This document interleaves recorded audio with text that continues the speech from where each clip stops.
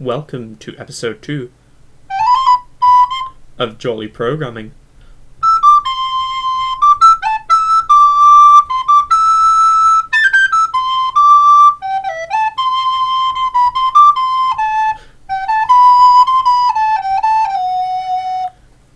Way, I got it almost right. Now, I'm talking in a lower tone of voice today. I'm mixing it up. I'm just feeling lower down. I'm also wearing the same shirt as yesterday. Suspicious. And also notice the lighting conditions are very similar to yesterday. Yeah? Can anyone work out what I've done? I am so naughty.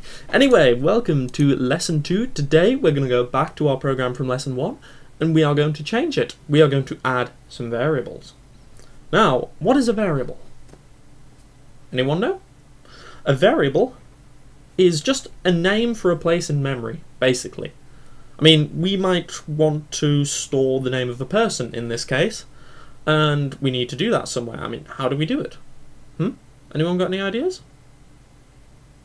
How do we do it? We put it in memory. Everything goes in memory. Your program is in memory. Everything in the program is in memory, which kind of would be expected if the program itself is in memory. Let's just show you what I mean. Okay, we're going to add a line here. String name. And we are going to, for the moment, just put a colon there. Isn't that good? And now, in here, we are going to write name. Now, this might not actually compile, but we are going to build it. Yeah, you see this? This means the program doesn't know how to output a string to the console. Not this kind of string, anyway. So, we need to add an additional include here, which I think it is string. It's either string.h or just string. Let's try rebuilding it, see if it knows now. Nope. No operator found, which takes a right-hand argument. Okay. String. Build solution. Oh yeah, who the man? So, we now are including string. Now that's a little bit of a clue as to what these hash include things do. They're including additional bits of code that just give us extra functionality. Think of it like that. So, we have a variable called string. String's actually quite a complex variable type, so we will be introducing another one very shortly. But we have a name, cout name. Let's just start without debugging. And we get a blank line. Why is that? Well, it is because string has not been initialized. See, we are declaring a variable, but we're not equaling it to anything really. So, let's write equals. Let's think. Well, I am Stephen, so Stephen. Oh, what am I doing? End line. Wow. Okay, so we're just gonna build that. Start without debugging. Wow, it knows who I am. Now, it only knows who I am because we've told it. If we run this for another program, it's still gonna, another person runs this, sorry, it's still gonna say Stephen. So, we need some extra code. We need to ask the user what their name is. Now, really, you should be very careful when the user inputs anything into your program because they could input something it doesn't expect and it would cause it to crash. We're not going to worry about that today because we're still trying to stay on very, very basics. So, there is an additional command to cout. Can anyone guess what it's going to be? The mystery. It is cin, which stands amazingly for console input. So, we're going to output a message first of all. Please input your name. Okay. In fact, no. You can even give your program a personality. Like, how could we ask this in a posh way? Would one please tell me? God, I can't type today. Tell me. Would one please tell me one's name? Oh god, yes, that sounds posh. I wonder if there should be an apostrophe there. I don't normally write like this. One's ownership? I'm going to do it. It's probably wrong, but this isn't grammar. I don't do that. Okay, anyway. Actually, we don't want the end line there. We want a colon there. We do want a semicolon there. Now we're going to use our cin. I should make a quick note. The reason there are spaces here, it doesn't matter. That works as well. Some languages, spacing is important, but in C++, it doesn't. I'm just indenting everything 2 spaces because it's a lot easier to read. You'll see why later on. So we need to get the name, and put it in a variable. Luckily for us, we have a variable up here. Now I'm just going to put that back up to the top and get rid of this because we don't want to set it equal to anything. So we're just going to write name here. Fingers crossed. Yeah. So what this does is it'll pop up a message, would one please tell me one's name? And then it will ask for that name. And then what we are going to do is cout, and this is going to be a more complex cout statement. It's going to have two parts. We are going to write hello, two more brackets, then it'll put the name, then we need another space, so we put a space at the start of this string. Hello name. Actually, we could put a full stop there. Yes, I am very pleased to make your acquaintance. Ooh, acquaintance. That's gonna be wrong. That doesn't look right at all. Acquaintance. I really need to sort my spelling out. Yep, thank you, Google. Google solves everything. What did I do? Oh, really? I knew there was a C there. Is that all it was? Or did I get something else wrong? Acquaint? Yes, it was just that. Okay, I'm very pleased to make your acquaintance. Ooh, dear. There we go. Another full stop there. Now, this line of code's actually a bit long. Normally, I make a rule that they shouldn't be over 88 columns long, like 80 characters long or something. But it's not too bad. We'll just leave it like this. So let's compile our program, build solution, and let's see what it does. Start with that. Would one please tell me one's name? I'm not sure that apostrophe is right. Still not sure. My name is Stephen. Hello, Stephen. I'm very pleased to make your acquaintance. Well, that looks all good. But what happens if you put a full name? What if you have a space? What if I put my full name is Stephen? So actually no. Let's use Guybrush Threepwood. Getting the references, guys? I hope you are. Hello, Guybrush. I am very pleased to make your acquaintance. Now, notice it didn't write Threepwood. It only wrote Guybrush. That is because the cin function, when used like this, is only programmed to read up until the first space. So we just get Guybrush. Now, you might actually want that. I mean, hello, Guybrush Threepwood. People don't normally say the full name. So you might actually want that behavior. But if you don't, you need to know a way around it. So I'm just going to comment this line out. So this line will no longer exist for now. We are going to use another function, cin dot get line, I believe. I've not used this in a while, actually, so we're just going to put name in here. I'm not actually sure if you can use a string. It might want a character string. Char delimit. Oh yeah, you have to put a delimiting character. No idea. Is that what? Does that do what I think it does? Oh, I'm being stupid. So the maximum characters it's going to read is 256. I've just decided that. Delimiting character can be a new line, which, as we learned last time, is \n. Now, I knew this was not going to work, and the reason is because of the type of string we're using. I wonder if changing this will help. No.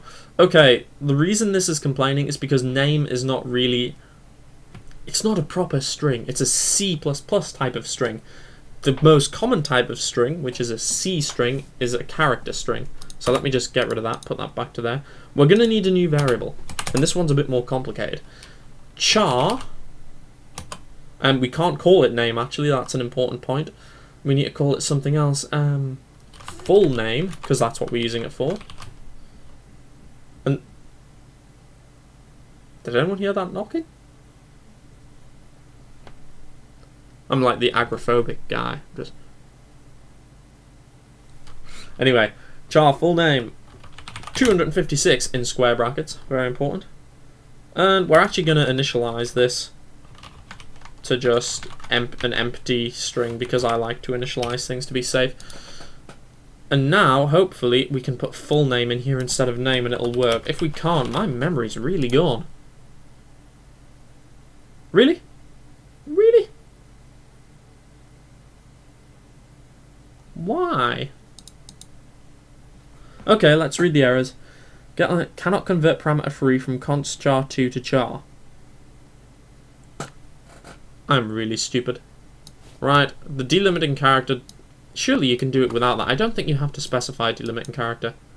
I'm right, we don't. Okay, so let's run the program now. Would one please tell me one's name? Guybrush Threepwood?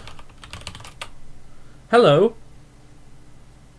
Oh, that's my fault. We need to put full name in here. I realise I'm going over this quite quickly, guys, but I'll explain it soon. Guybrush Threepwood. LeChuck. Okay, hello Guybrush Threepwood. I'm very pleased to make your acquaintance, I should say. And that is all we're doing for today. That's the program, and I'll explain what we've done, because this thing is kind of... that looks nasty, that looks complicated. Now, first of all, we got a name using cin. Cin's very simple. Using this operator, all it does is take in the first word until it reaches a space. The definition of a word, I assume, being a collection of letters before a space. Hey? And we also learn't I can't spell acquaintance, but this is now the correct spelling. Of course, you can write anything you want in there, it doesn't matter. Now, cin.getLine. GetLine is a function. Remember how last time we said main was a function? These two parameters? Now, parentheses. Now, getLine is a function, but it has parameters. Now, it has 2 or 3. It's got multiple function declarations. It can have a few different ones, but we're just using the version with 2 parameters. The first parameter is where do you want to store the data you read in from the console, and I'll explain where we're putting it in a minute. This is how many characters to read in. So if I change this to only 2, it should only put what is it? Guybrush? What is it? I've forgotten how to spell Guybrush now. Guybrush. Ah. Hello, G. Ah. It is very good. I said it should put 2 characters because we've selected 2, but we've only got the G. Hello, G. Why is that? Right. In order to explain this, we need to know something. How does a program know what a string is? Like, here is a text string. How does it know when it's got to the end? Because the space is in this, so it can't rely on a space. What is actually happening here? When you declare a string like this, you get an extra character. Do you remember how we had \n for a new line? Well, we have what's called a null terminating character. So 2 actually means we're getting the letter G, and then we're getting the null terminating character. Okay? So we actually don't want that. We want 3. If we put that on 3, we'll actually get the G, U, then the null terminating character that we can't see. So, Guybrush Threepwood. Hello, goo. So anyway, yeah, that's just a little thing to be aware of. So usually you have to make this 1 bigger than the string you want to read in. In most cases, it depends what you're doing. Some arrays and stuff might not have the delimiter. Anyway, we need to concentrate on the most confusing thing, which is this line, which I've been avoiding. So, what is it? Well, the variable type is character. A character is just a single byte in memory, okay? 0 to 256, it's just an ASCII value for a letter. So you can, in fact, let's do it. Let's Google ASCII chart. By the way, the main reason we're learning console input and output first is because it's very useful for debugging, so that's why I'm doing it. And here you see what the 256, sorry, oh, extended ASCII codes, yeah, that confused me. So, in fact, let me just demonstrate this correctly. Actually, no, we'll do that later. We're getting into too much detail. Okay, I'm going to explain this. Char, type char, it's just a variable that's 1 byte. But we're calling it full name. That's fine. We know how to do that from string.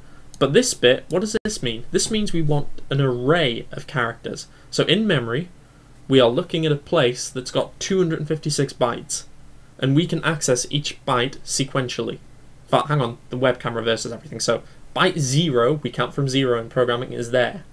Then 1, 2, 3, 4, all the way up to 255. Okay? So the reason we had to put full name in here instead of name is because the person who wrote cin.getLine, whoever did, it's part of the C++ standard, did not design it to accept a type string. There's probably a way of converting it, but we're keeping it simple, so we are making an array called full name that can store up to 256 values. Technically 255, don't forget the null terminating character, which will be the 256th, or whatever before that. Anyway, we have a nice little program here. I'm just going to get rid of this commented line, because we don't need it. I'm going to get rid of that. And you can ignore this bit. All this is doing, this is how you initialize an array. Now, we've not covered initializing variables yet, and we're not going to, because next time we are going to add the age to this. So we're going to do something similar. We're going to ask the user their age, but we're going to look a bit more about variables, and we're going to do some more outputting, and we might even do conditional statements. In fact, yes, we are going to do conditional statements. I've had a fun thought on how to do that. So I realise episode 2's been a bit more laid back, but that was mainly because I was focusing on the tune at the start. So I want you guys to decide on what tune you want for next time, and I'll try and do it. It can be anything, just please don't ask for bloody Nyan Cat. Someone asked me for that once. I hate them. I want to know where they live, okay? I want to find them. Right. Is that it? Is that it? Are we done? I think we're done for today. So thanks for watching, guys, and tune in for episode 3 tomorrow.